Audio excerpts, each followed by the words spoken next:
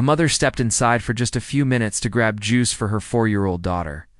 She returned to find only an empty sandbox and a silence that would haunt her for over a decade. Every possible lead was exhausted while her world remained frozen in that terrible moment. Then, 12 years later, the mother searched for painkillers in her husband's shaving kit. What she found instead would lead her to uncover a truth so terrifying that even seasoned investigators would later call it the most disturbing they'd encountered in decades of police work. The migraine hit Vera Caldwell like a sledgehammer. To the temple, the kind that made the edges of her vision shimmer and blur with each heartbeat. She pressed her palms against her eye sockets, trying to counter the pressure building inside her skull as she stumbled from the bedroom toward bathroom. The early morning light filtering through the blinds felt like needles piercing her retinas. Her bare feet found the cold tile of the bathroom floor, and she groped blindly for the medicine cabinet, muscle memory guiding her fingers to the metal handle. The mirror door swung open with a squeak that made her wince. Her searching hands found the familiar shapes of vitamin bottles, allergy medication, and Marcus's prescription antacids, but no ibuprofen. The white bottle that should have been there, that was always there, was gone. "Damn it, Marcus," she muttered, though speaking sent fresh waves of pain through her skull. He must have finished it and forgotten to buy more. Again. Years of marriage, and the man still couldn't remember to replace things when they ran out. She gripped the edge of the sink, debating whether she could make it to the kitchen where they kept a backup bottle. But then she remembered Marcus always kept a travel pack of painkillers in his shaving kit, something about being prepared for headaches at the office. The brown canvas toiletry bag sat on the bathroom counter where he'd left it after his shower. Yesterday, she unzipped it carefully, the sound unnaturally loud in the quiet morning. Her fingers pushed aside his electric razor, the silver metal still smelling faintly of his aftershave, a small bottle of cologne, travel-sized shampoo, and dental floss. She dug deeper, searching for the familiar rattle of a pill bottle. Fingers touched cardboard instead, smooth medicinal packaging that felt wrong somehow. She pulled it out, squinting through the migraine haze to read the text. Plan B. One step. Emergency contraceptive. The words swam before her eyes, but their meaning was crystal clear. Through the packaging, she could see 2 blister packs underneath, pills visible in their sealed compartments. The migraine was forgotten. Vera stared at the package, her mind struggling to process what she was seeing. She turned it over, reading the instructions and warnings, as if the text might suddenly change to something that made sense.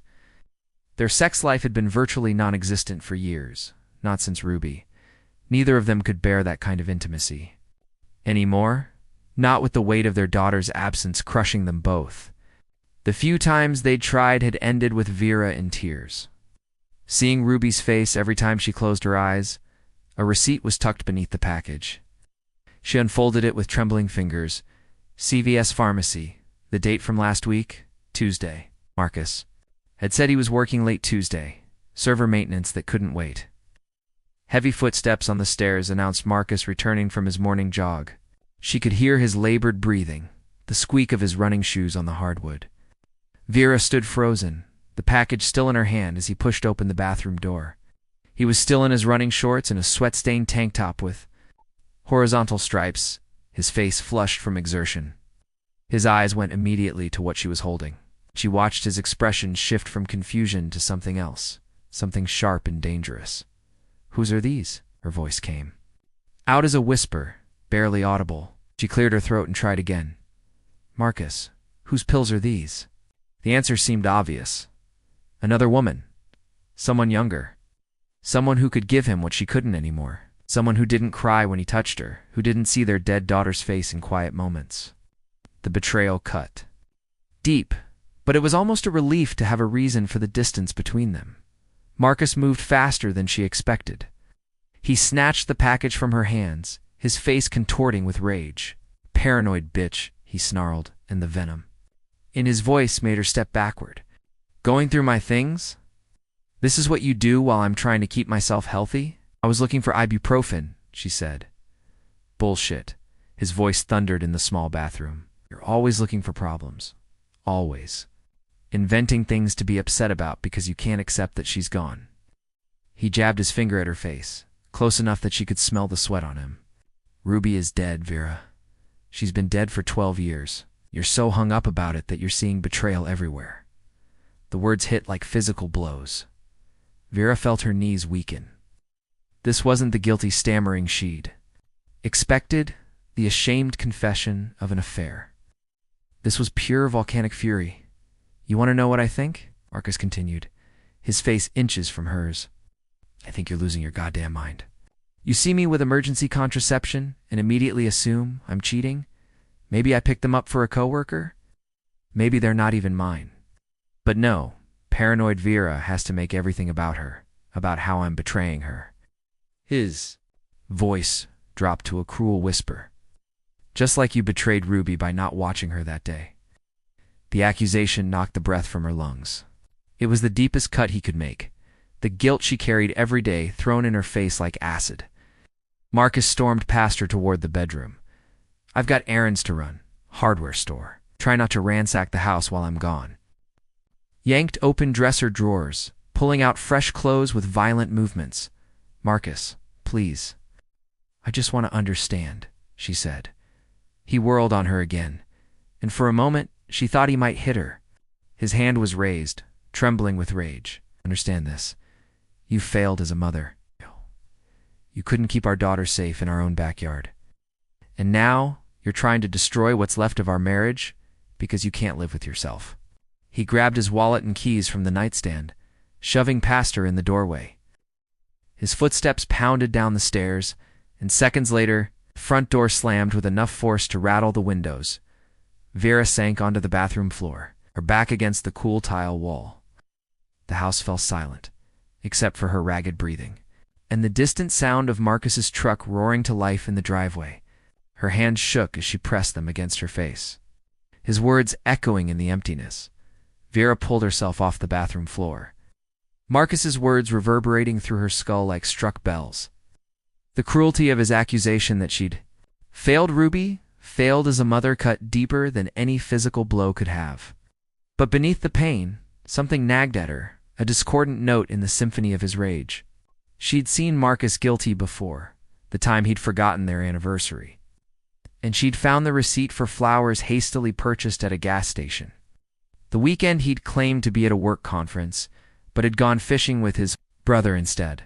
And caught in those small marital lies, Marcus would go quiet, shoulders slumping, offering stammered apologies and promises to do better. He'd never attacked her, never turned vicious. This morning's explosion felt different, desperate. Like a cornered animal lashing out, Vera found herself walking toward his home office. Her bare feet silent on the hallway carpet, she paused at the threshold, hand on the doorknob.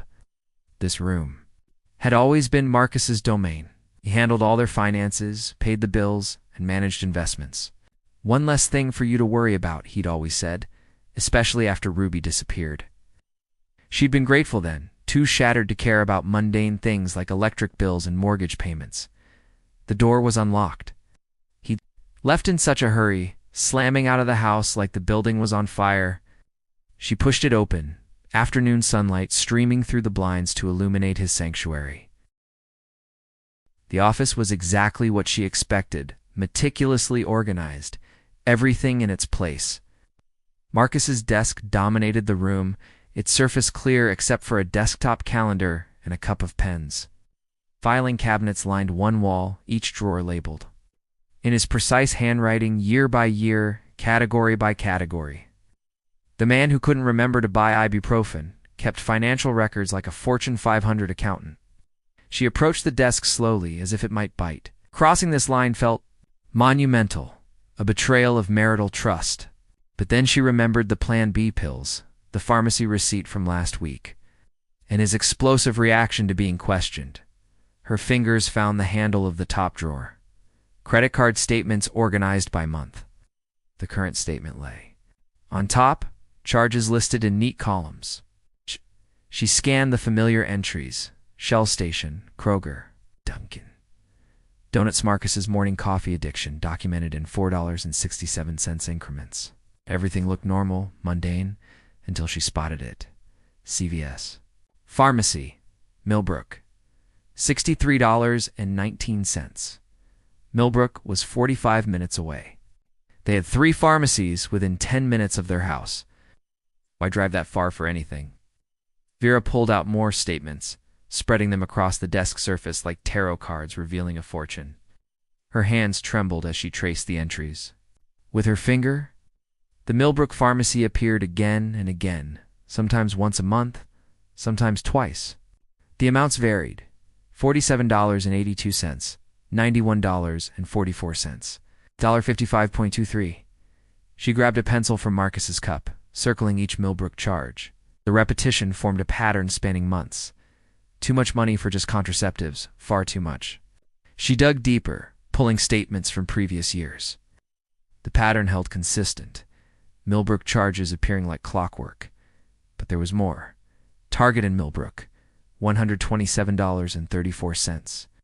Kroger in Millbrook, $89.91. Always that same town, always substantial. Amounts? She started reading the itemized charges where available: women's deodorant, the brand teenagers favored, feminine hygiene products.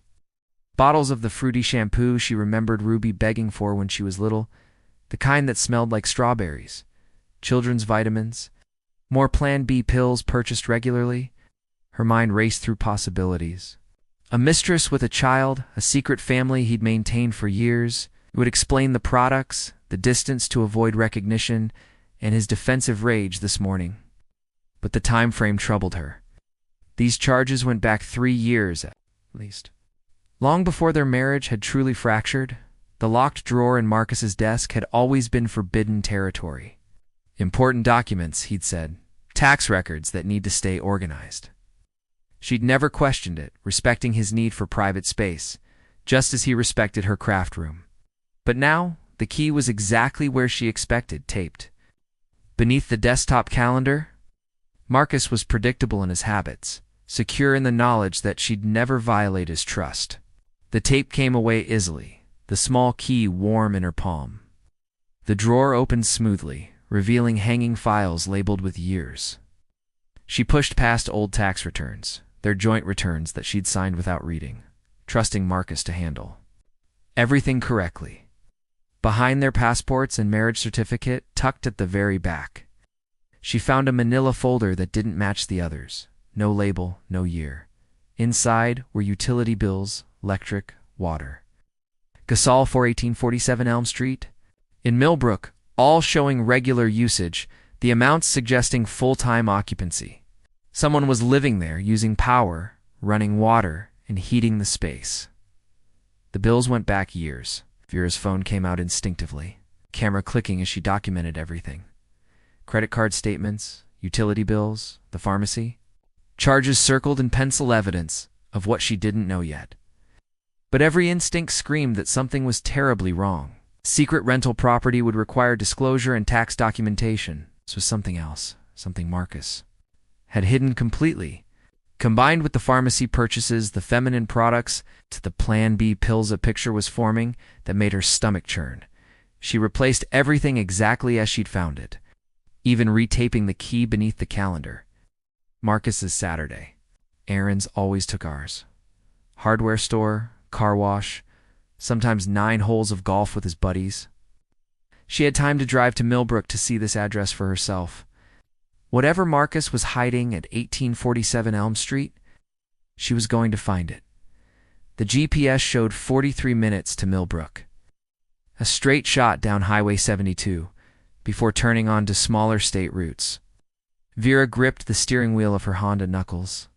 White, watching the familiar suburbs give way to scattered gas stations and empty fields. She'd made this drive before, years ago, when Ruby was 2, and they'd gone apple picking at an orchard past Millbrook. Marcus had complained the whole time about the distance, saying there were perfectly good orchards closer to home. Now she understood why he knew the area so well. The CVS appeared first, anchoring a tired strip mall between a nail salon and a Chinese takeout place. Nothing special about it. Faded red letters, automatic doors sliding, sale banners in the windows. But this was where Marcus bought those pills, where he'd been coming for years, according to the credit card statements. She slowed but didn't stop, following her phone's directions deeper into Millbrook. The neighborhoods deteriorated as she drove. Well-maintained colonials gave way to smaller houses with chain-link fences and boats on blocks and driveways. Delm Street was nearly at the town's edge, where residential petered out into industrial lots and woods. Her GPS announced the final turn onto a road that hadn't seen fresh asphalt in decades. The street was potholed like a war zone, forcing her to slow to a crawl.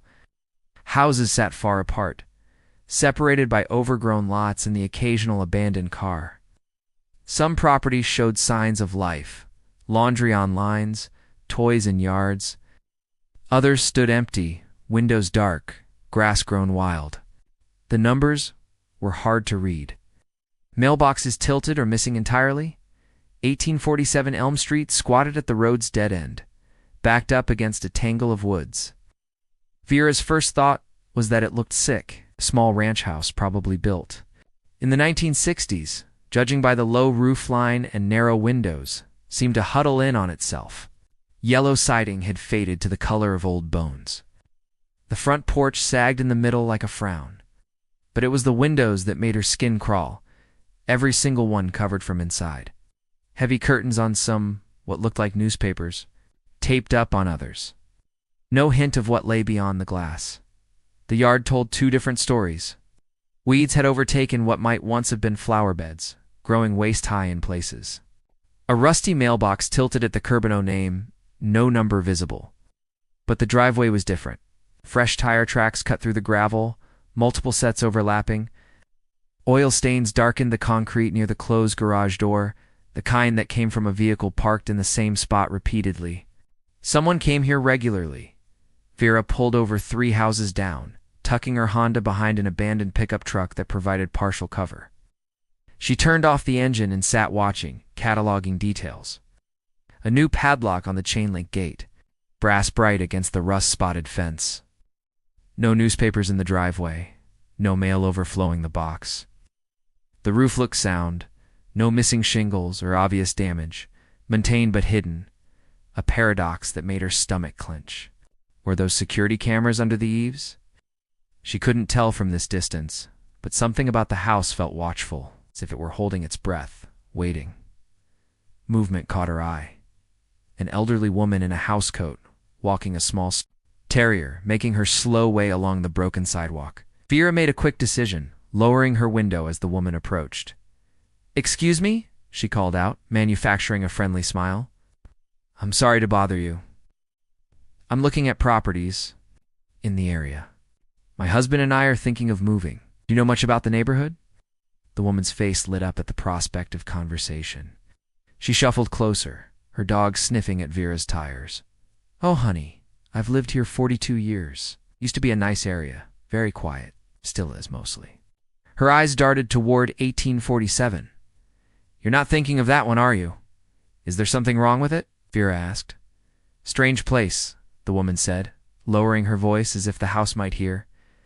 "Man comes and goes at all.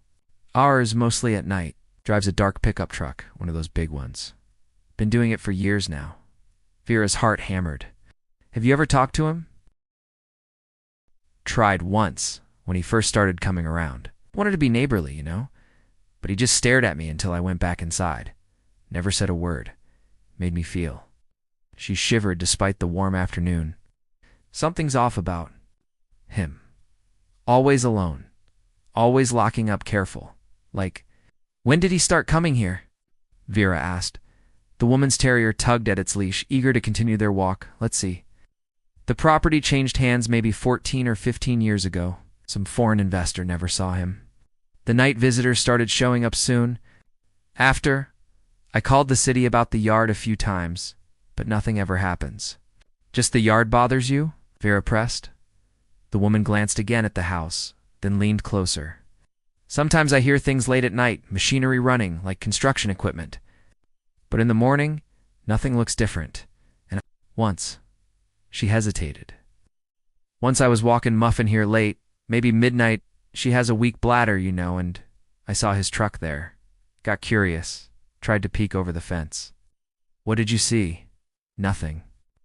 But he must have spotted me because suddenly he was at the gate, just standing there in the dark. Didn't say anything, didn't move, just stared until I hurried home.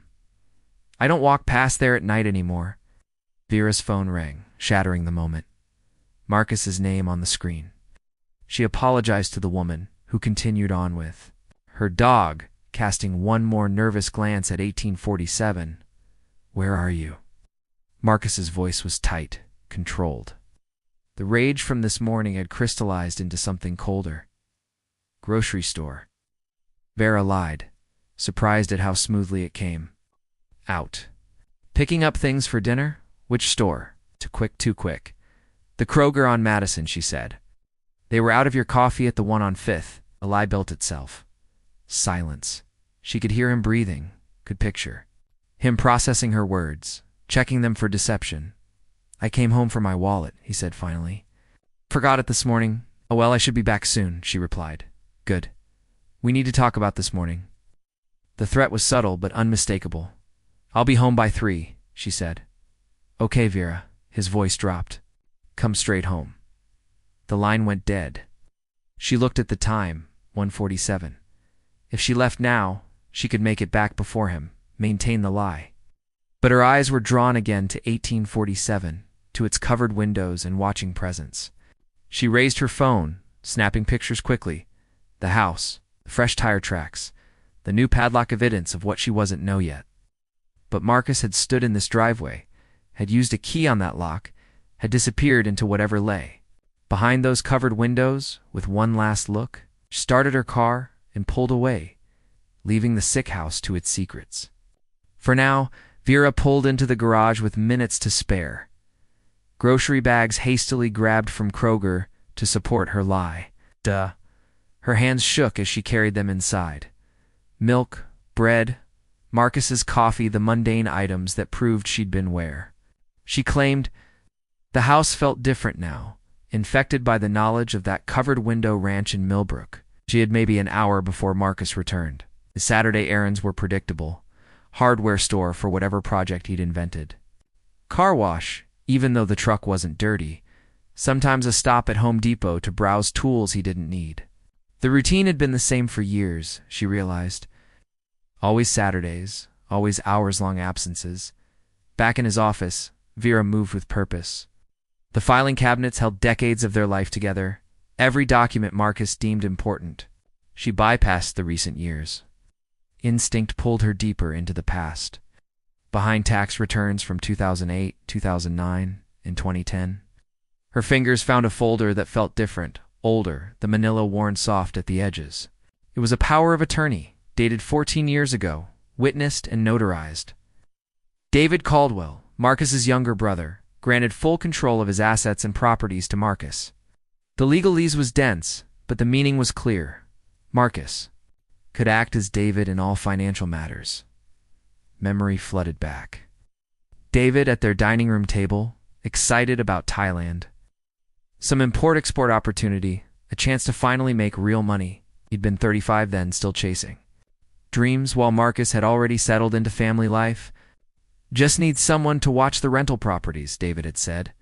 Sliding papers across to Marcus, collect rent, handle repairs, a few months, maybe a year. Vera remembered teasing him about finding a Thai bride while 4-year-old Ruby colored at the table, her tongue poking out in concentration. David had laughed, ruffled Ruby's hair, promised to bring her back a princess dress from Bangkok. 2 houses to manage. That's what Marcus had told her. Nothing complicated. They'd collected rent for a while, checks arriving monthly that Marcus deposited into a separate account. Then he'd said David wanted to sell, easier to manage from overseas. The properties were gone by the following year, or so she'd believed. But Elm Street, that broken-down ranch with its covered windows, that must have been one of them. The timeline made her stomach clench. David left 2 years before Ruby vanished. 2 years. The elderly neighbor said the night visits started soon. After the property changed hands, all those years of Marcus coming and going, and she'd never questioned it.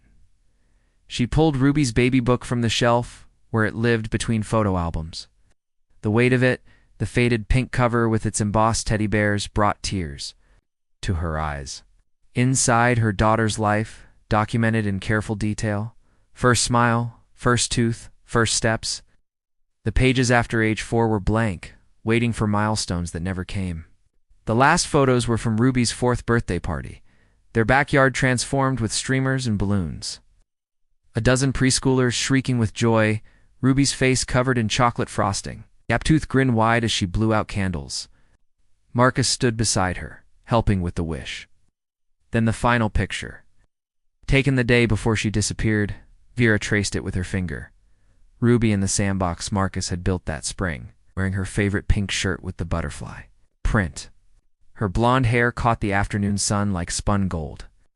She was looking up at the camera at Vera with such trust, such perfect happiness, safe in her own backyard, safe with her parents just inside. Vera forced herself to study Marcus in these photos.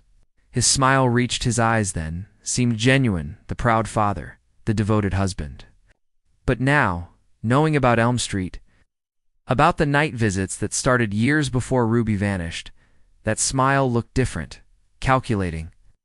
Patient, her mind reeled against the forming suspicion. It was impossible, obscene, but the pieces kept. Clicking together with horrible precision, she found their 2012 calendar in the memory box, reserved because it held Ruby's last scheduled playdate, her final swimming lesson. Marcus's work schedule was marked in his neat handwriting. Day shifts only at the IT firm, regular hours, home by 6 every evening. The promotion to systems administrator hadn't come yet. But after Ruby disappeared, she flipped forward through the weeks, the frantic first days unmarked when time had no meaning. Then, 2 weeks after Ruby vanished, when the FBI scaled back their search and the volunteers went home, Marcus's schedule changed. Night shifts appeared. System maintenance. He'd explained servers that could only be updated when the office was empty. The promotion required it came with a raise they desperately needed for the private investigator.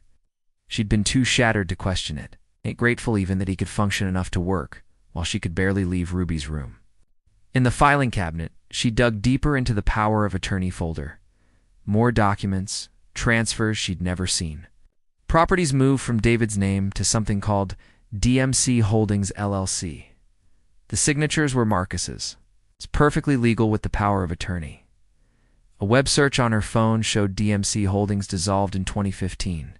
Forwarding information. No assets listed, but Elm Street remained somehow off the city's books. Taxes were paid from some phantom account, existing in a legal gray zone that let a man visit at night for years without questions. Her phone buzzed. Marcus, on my way home, 15 minutes. What? Vera's hands moved quickly, photographing the power of attorney, the property transfers. The calendar page is evidence of something monstrous taking shape in her mind, but still too terrible to fully acknowledge.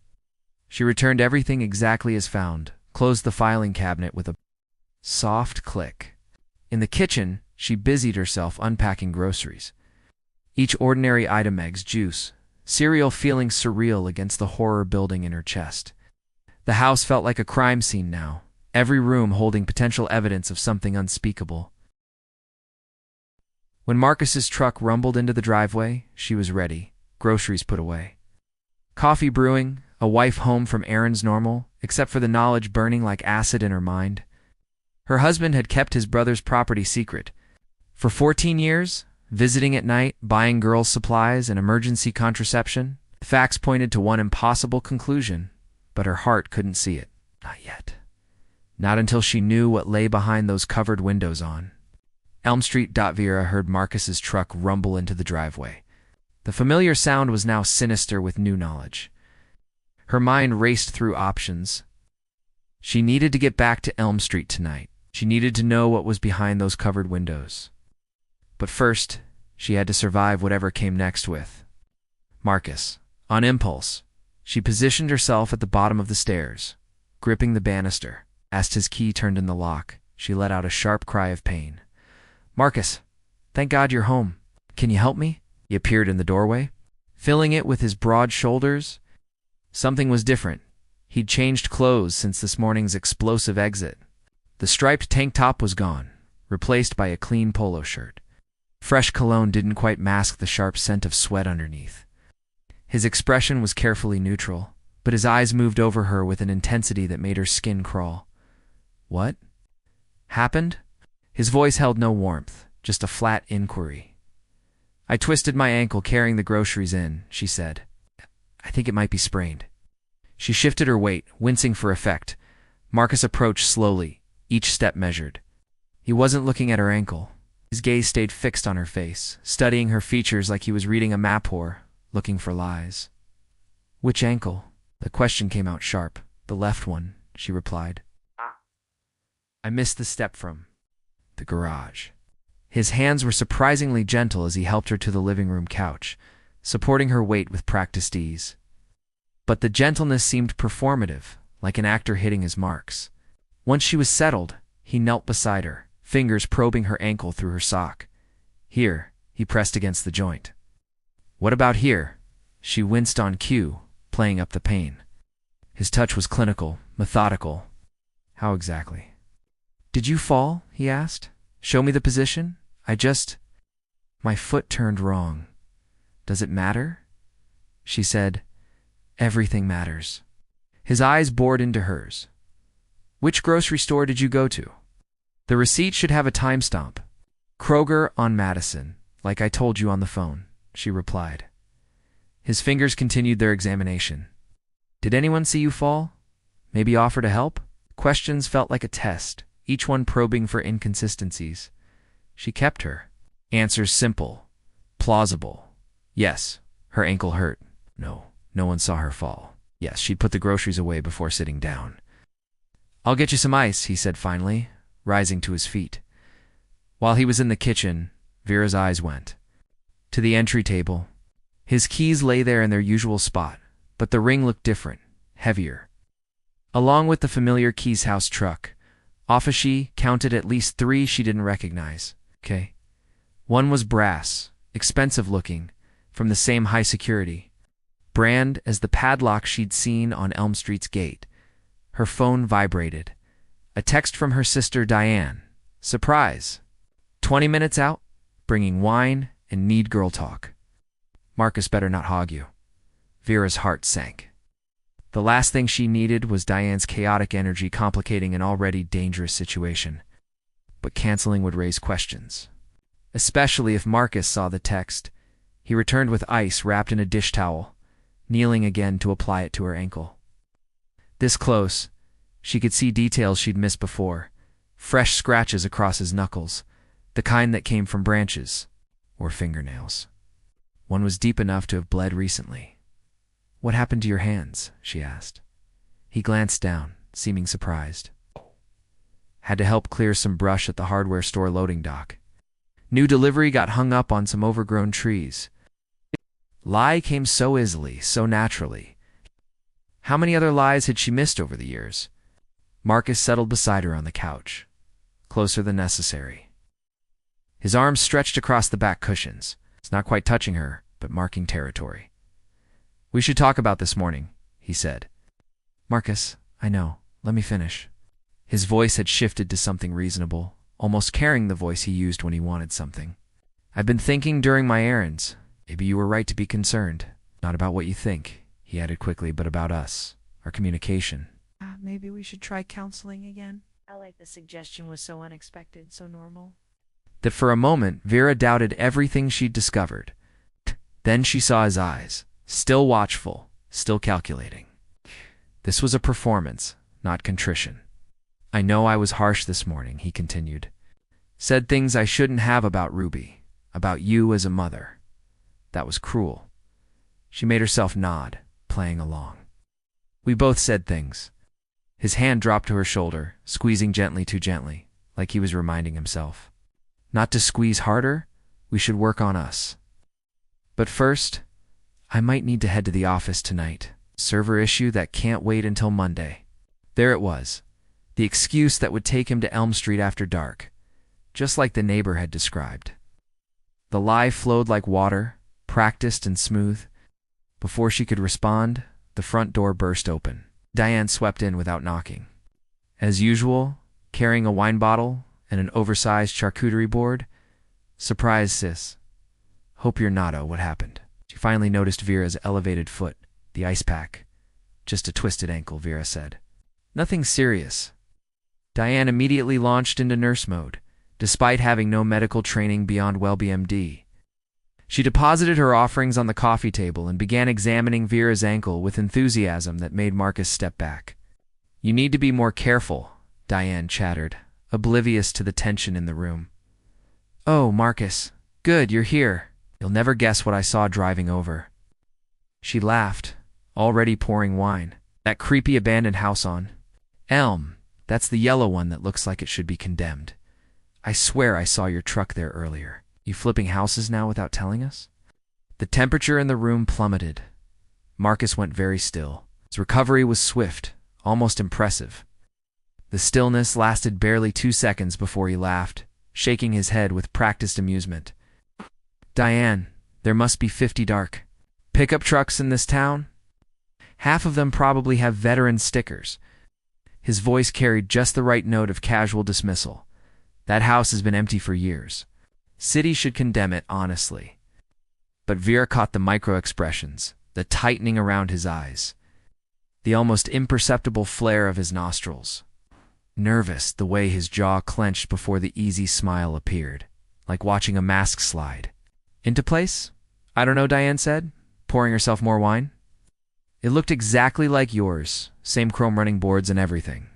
Lots of trucks have those, Marcus said. Marcus stood abruptly, moving toward Vera. I should check your ankle properly. Make sure it's not worse than we thought. Let me help you upstairs to rest. I'm fine here, she said. No, you need to elevate it properly. His hand closed around her upper arm, firm enough to brook no argument. Doctor's orders, remember? From when I sprained mine last year? She didn't remember anything last year, but his fingers were already pulling her up. The grip wasn't painful, exactly, but it communicated clearly. She was coming with him whether she wanted to or not. Oh, don't be such a mother hen, Marcus. Diane laughed, still oblivious to the undercurrents. She's fine on the couch. Just got here. She took another sip of wine, settling deeper into her chair. So, tell me about this house thing. I drove past twice because my GPS went crazy, kept trying to route me through some closed road. But, yeah, second time, I definitely saw your truck, recognized the veteran sticker, the one with the flag that Ruby picked out, remember? Marcus's fingers tightened involuntarily on Vera's arm. Ruby's name in Diane's mouth seemed to physically pain him. You must be confused, he said, but the dismissal came too quick, too sharpened like the Marcus who usually humored. Diane's stories. Who played the patient brother-in-law? Maybe you should head home before traffic gets bad, he said. You know how 495 gets on Saturdays? Diane blinked at the abrupt suggestion. It's barely 4. Still, Marcus's voice carried an edge now. Vera needs rest.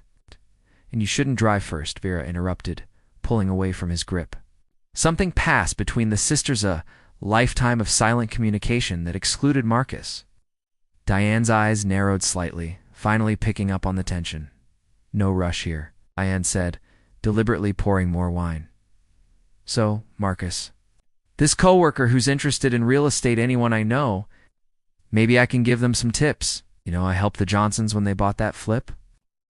Marcus's explanation came out tangled, too detailed, and yet making no sense. Tom from accounting? Or was it Tim from systems? Looking for investment properties? Or maybe a fixer-upper to live in? The story shifted with each sentence. Technical. Real estate terms jumbled with IT jargon. Vera noticed the scratches on his hands as he gestured. One still bleeding fresh blood that he absently wiped on his jeans. She escaped to the bathroom, locking the door behind her. Her hands shook as she pulled out her phone, dialing 911 with fumbling fingers. 911. What's your emergency? Please, she whispered, turning on the faucet to mask her voice. I think my husband is holding someone captive at a house at 1847 Elm Street in Millbrook. You need to send someone now, ma'am. Can you speak up? Are you in immediate danger? I think he's holding my daughter there. She disappeared 12 years ago when she was 4. Ruby Caldwell. Please check her records. Been going to this house for years, buying girls' supplies, Plan B pills? Ma'am, that's a very serious accusation. What evidence do you have? The words tumbled out. Property records, credit card statements, the neighbor's testimony. About night visits. Even to her own ears, it sounded fragmented, like the paranoid ramblings of a grieving mother.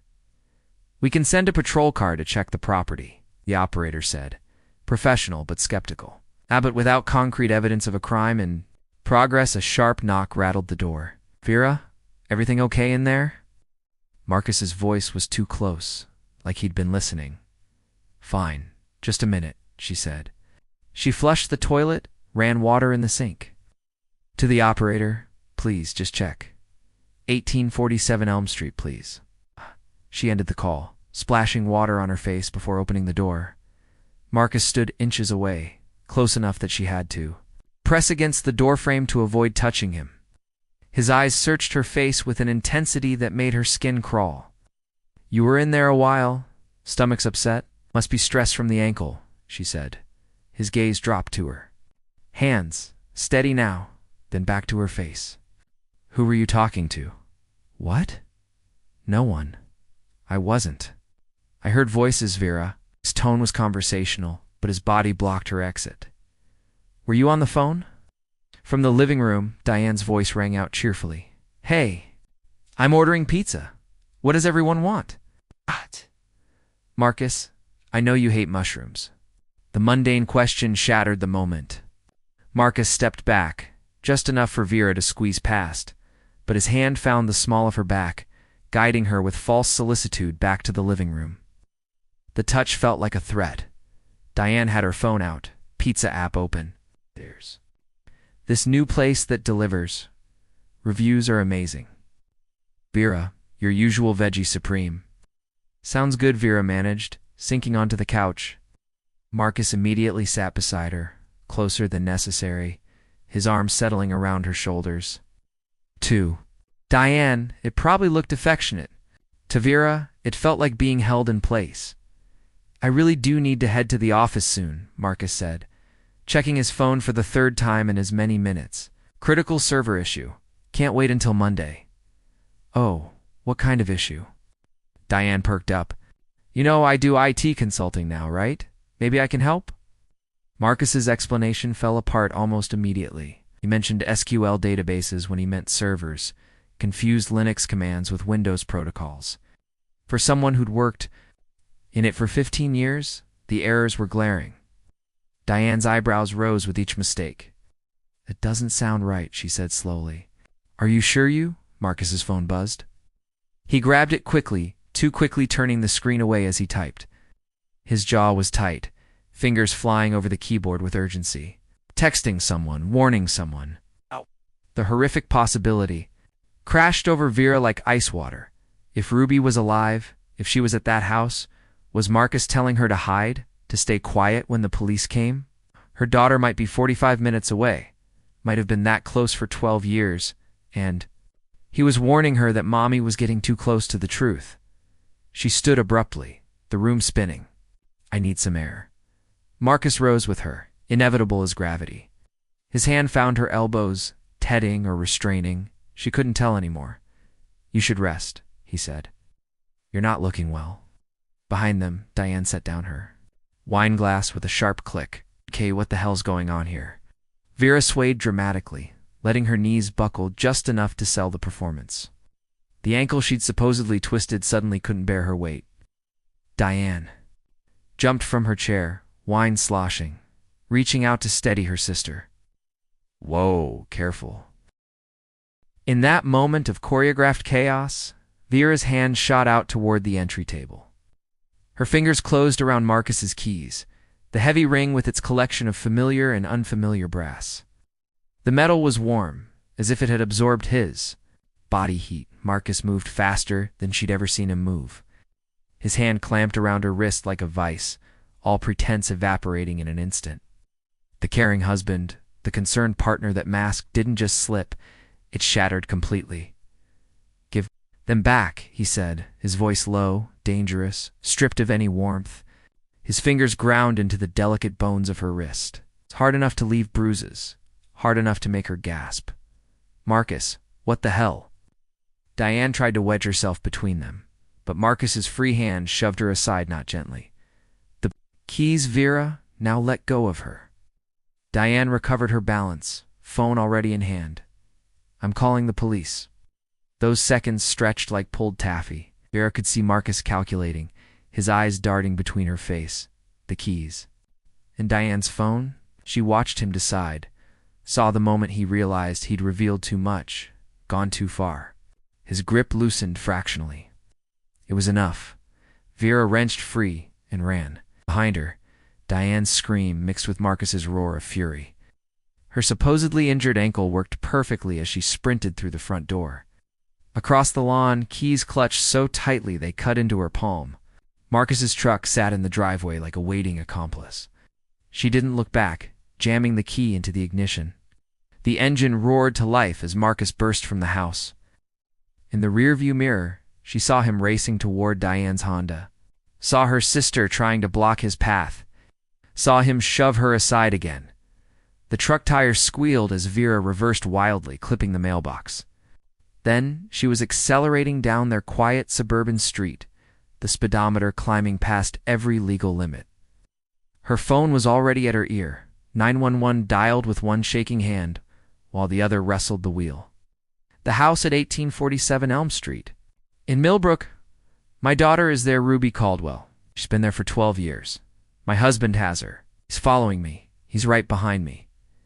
Ma'am, is this the same yes? She screamed into the phone, blowing through. A red light. Same caller, same address, but I'm going there now. He's coming too. She's in the basement high. No, she is. Units are en route, ma'am, but you need to wait. Vera threw the phone onto the passenger seat. 43 minutes in normal traffic, but normal was for people whose daughters hadn't been stolen, hadn't been kept like prisoners for over a decade. She knew Marcus's shortcuts. He'd driven them enough times, thinking she wasn't paying attention. But she knew the back roads, too, the ways around construction zones and traffic lights. 25 minutes, that's all it took. Driving like death itself was chasing her. Maybe it was. Elm Street materialized in the growing dusk, the sick house squatting at its end. The brass padlock gleamed on the gate, but Vera didn't slow down. The truck smashed through in an explosion of metal and chain link, the gate wrapping around the front bumper. She kept going, ramming into the front porch steps before killing the engine. The reinforced front door might as well have been made of paper. Adrenaline gave her superhuman strength. When it wouldn't yield to her shoulder, she grabbed a garden spade from the overgrown yard, its handle rough with rust and neglect. The front window shattered under her assault, safety glass cascading inward. Ruby, she screamed through the broken window. Ruby, it's Mommy! She cleared the glass with the spade and climbed through, dropping into a living room that looked disturbingly normal. Dated furniture, clean surfaces, a TV from the early 2000s, like a time capsule. But the industrial deadbolts on every interior door told a different story. She moved on instinct to the kitchen, finding a space that should have been ordinary, but felt like a facade, everything too clean, too organized. And there, a door that should have led to a pantry, but sported 3 heavy deadbolts, all engaged. From below, muffled by walls and distance, she heard movement. A voice, young and terrified. Daddy. The world tilted. Vera's hands shook as she attacked the locks. But they were designed to keep people in, not out. She needed the keys, Marcus's keys. She still had them, clutched so tightly her fingers had gone numb. The brass key slid home, tumblers clicking open one by one. The door swung inward, revealing stairs descending into darkness, a basement that felt wrong. That shouldn't exist beneath this ordinary house. The smell hit her, industrial cleaner over something else, something human and desperate. Dad, I was good. Didn't make noise, the voice said, higher than she remembered, but with the same cadence. The same slight lisp on the S sounds. Vera flew down the stairs, finding another door at the bottom, this one with a small reinforced window. A face appeared in that window, and Vera's knees nearly buckled. 16 years old. Blonde hair grown long and tangled, pale as paper from years without sun. But the eyes, those green eyes she'd counted the lashes on when Ruby was a baby, those were the same. "Oh God, Ruby, it's Mommy. I'm here to take you home."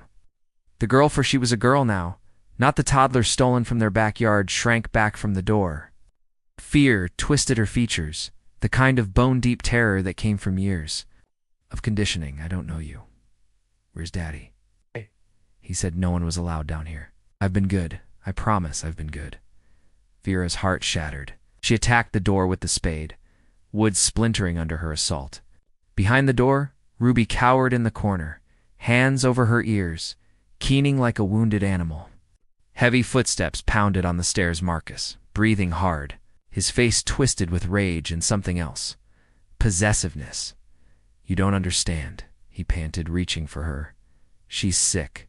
She needs special care. I protected her. From the world, from people who would hurt her. You stole her." Vera screamed, swinging the spade in a wide arc, catching him across the temple. "You stole our baby." He staggered, but didn't fall, blood running down his face. "She's mine. I saved her. I kept her safe." His hands reached for her throat, but sirens were screaming outside. Naupoli's voices, boots on floorboards above. Marcus froze, his eyes darting between Vera and the door where Ruby huddled. Out. She saw him make one last calculation. "Ruby, remember what Daddy taught you?" he called out. "Remember our lessons?" Then the police were there, weapons drawn, shouting commands. Marcus dropped to his knees, hands behind his head, but his eyes never left the door, never left his prisoner. They had to cut the door open. Inside, they found 12 years of horror disguised as care. A small bed with restraints, a chemical, toilet. Textbooks for homeschooling progressing from kindergarten through high school. Bottles of pills, sedatives, antipsychotics, birth control, the Plan B packages used and discarded.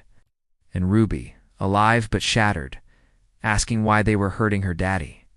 Begging them to let him go, promising she'd been good, so good she hadn't tried to leave, even when the door was open, because after 12 years, she'd forgotten there was anywhere else to go. The psychiatric wing of Millbrook. General Hospital felt like another world.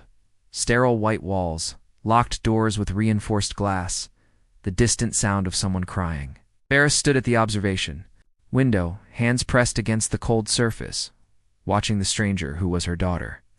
Ruby sat on the narrow bed, knees drawn to her chest, arms wrapped tightly around them. She rocked in a rhythm that seemed both soothing and desperate, still wearing the same clothes they'd found her in, a faded t-shirt that had been washed too many times, sweatpants that didn't quite reach her ankles anymore. Someone had tried to brush her tangled blonde hair, but she'd fought them off. She won't let any of the female staff near her. Dr. Patel, the trauma specialist, said softly beside Vera. "Only male officers and doctors. She keeps asking when her father is coming to take her home, asking if she's in trouble for talking to strangers, meaning you and the police." Vera's throat constricted. She called him Daddy. Even when she was terrified, she called for him. Stockholm Syndrome in its most extreme form, combined with 12 years of conditioning, isolation, and Dr. Patel paused, choosing her words carefully, complete psychological control.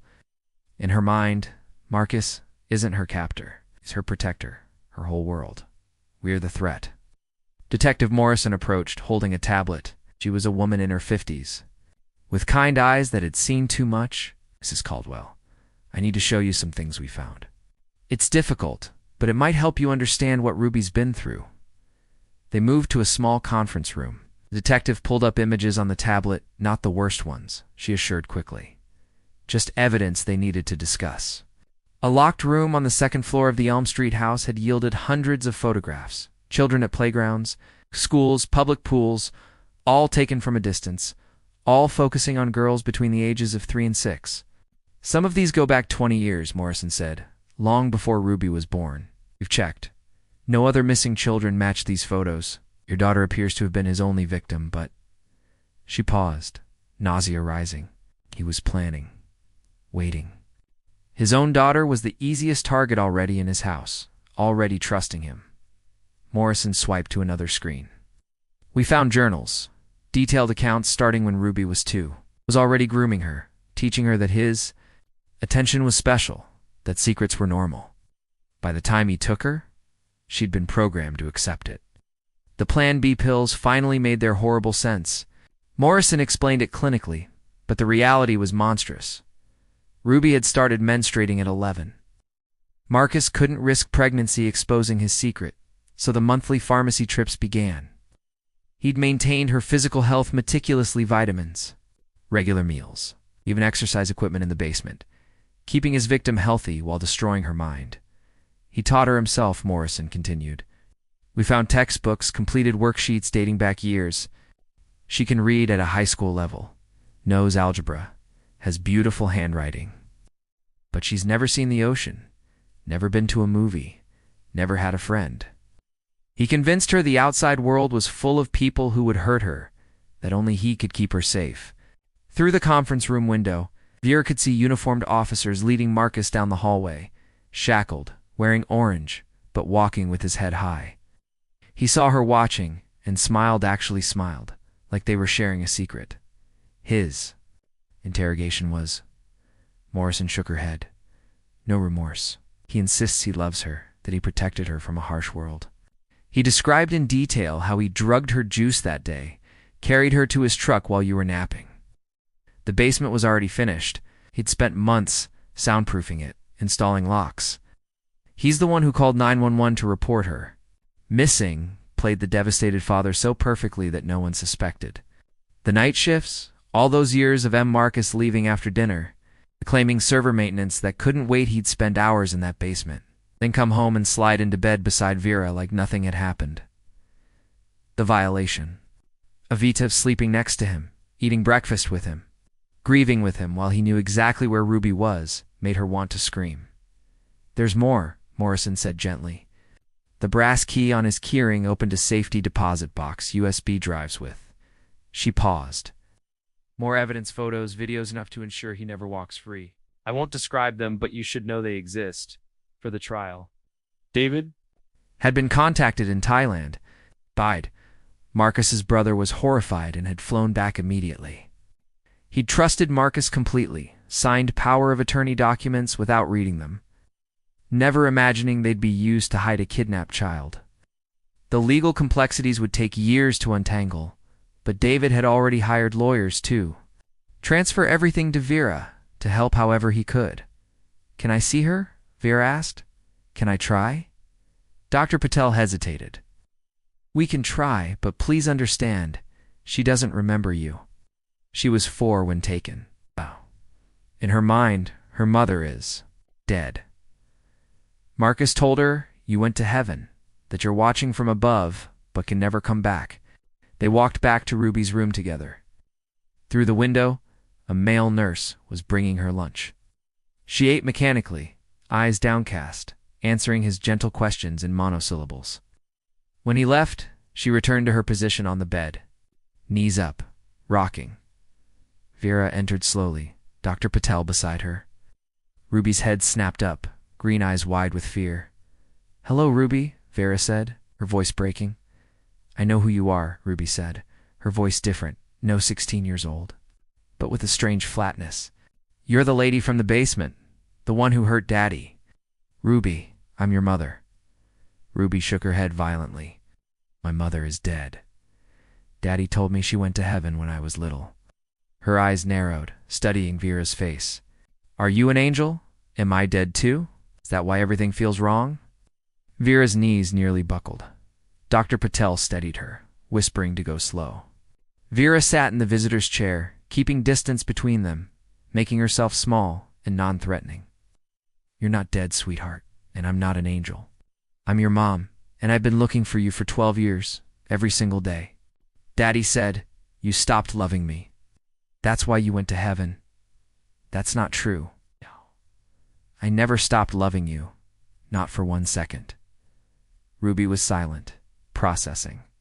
Then in a smaller voice, when is Daddy coming back? The question shattered what remained of Vera's heart. Dr. Patel stepped in, explaining gently that Ruby would be staying here for a while, that her daddy had to go away. Ruby's keening wail could be heard 3 rooms down.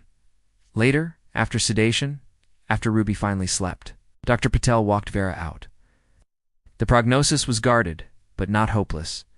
Years of therapy lay ahead, possible regression, learning to exist in a world she'd been taught to fear. Trust would come slowly, if at all. Ruby might never fully recover the childhood stolen from her, might always struggle with what was real versus what was Marcus's programming. But she was young, Dr. Patel said. The brain is still plastic at 16, and she's physically healthy, thanks to his twisted care. There's hope. Hope, such a small word for such an enormous journey. Vera returned the next day, and the next, sitting outside Ruby's room, sometimes allowed in for a few minutes. On the 4th day, Ruby asked a question about the world. Outside, on the 7th, she let Vera sit closer. On the 10th, when Vera held out her hand, Ruby stared at it for a long moment before reaching out with one finger, touching briefly before pulling back. It was barely anything a fingertip touch. Lasting less than a second, it was everything. It was a beginning.